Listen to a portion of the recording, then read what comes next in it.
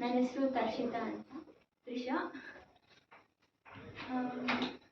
ಇವತ್ತು self realisation ಅಂದರೆ ನಮ್ಮಿಂದ ಆಗುತ್ತೆ ಮತ್ತು ಬೇರೆಯವರಿಂದನೂ ಆಗುತ್ತೆ. ಇವತ್ತು ತುಂಬ ರಿಯಲೈಸ್ ಮಾಡ್ಕೊಳ್ತೀನಿ ನಾನು ಏನೇನು ತಪ್ಪು ಮಾಡ್ತೀನಿ. ಮಾಧವಿ ಅಂದರೆ ಅವ್ರ ರಿಸಲ್ಟ್ ತುಂಬ ಇಂಪ್ಯಾಕ್ಟ್ ಮಾಡ್ತು.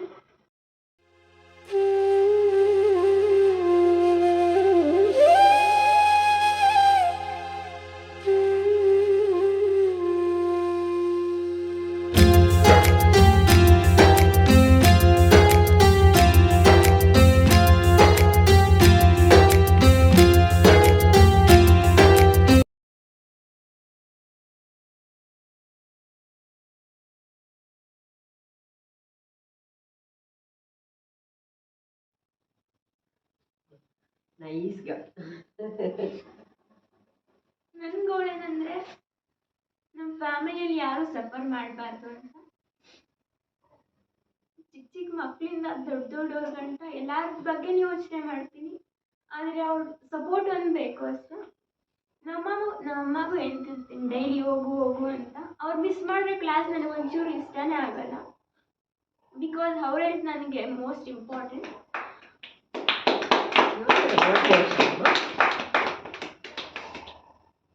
ಅವ್ರಿದ್ರೆ ನಾನು ಇರೋದು ಅಂತ ನನಗೆ ರಿಯಲೈಸ್ ಆಗಿದೆ.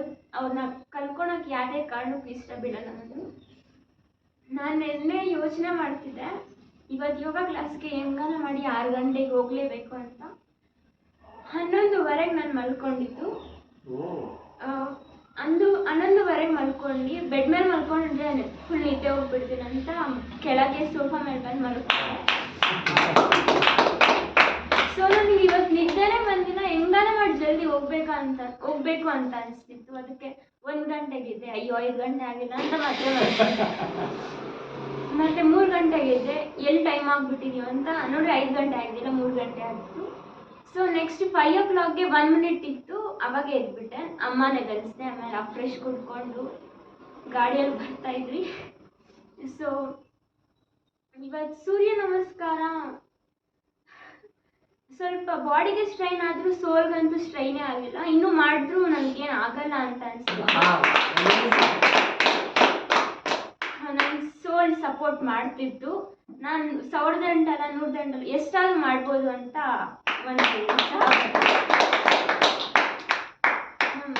ಥ್ಯಾಂಕ್ ಯು ಎಲ್ಲರಿಗೂ. Thank you. ಲಾಸ್ಟ್ ಟೈಮ್ ಮನೇಲಿ ಮಾಡಿದಾಗ ಶಿವರಿಂಗ್ ಅಂತಿತ್ತಲ್ವಾ, ಆ ಎಕ್ಸ್ಪೀರಿಯನ್ಸ್ ಈ ಎಕ್ಸ್ಪೀರಿಯನ್ಸ್ ಹೆಂಗಿತ್ತು? ಆ ಥರದ್ದು 30 ಗಂಟೆ ಆಗಸ್ಟಲ್ಲಿ ಕೈ ಕಾಲೆಲ್ಲ ಶಿವರ್ ಬಂದ್ಬಿಟ್ಟಿತ್ತು. ಅದು ಮೂತಿಗೂ ತಗಲ್ಸ್ಕೊಳ್ಳೋಣ ಅಂತ ಹೇಳಿದೆ. ಆಮೇಲೆ ಇವಾಗ ಮಾಡಿದಾಗ ಒಂಚೂರು ಸುಸ್ತೇ ಆಗಿಲ್ಲ. ಬಟ್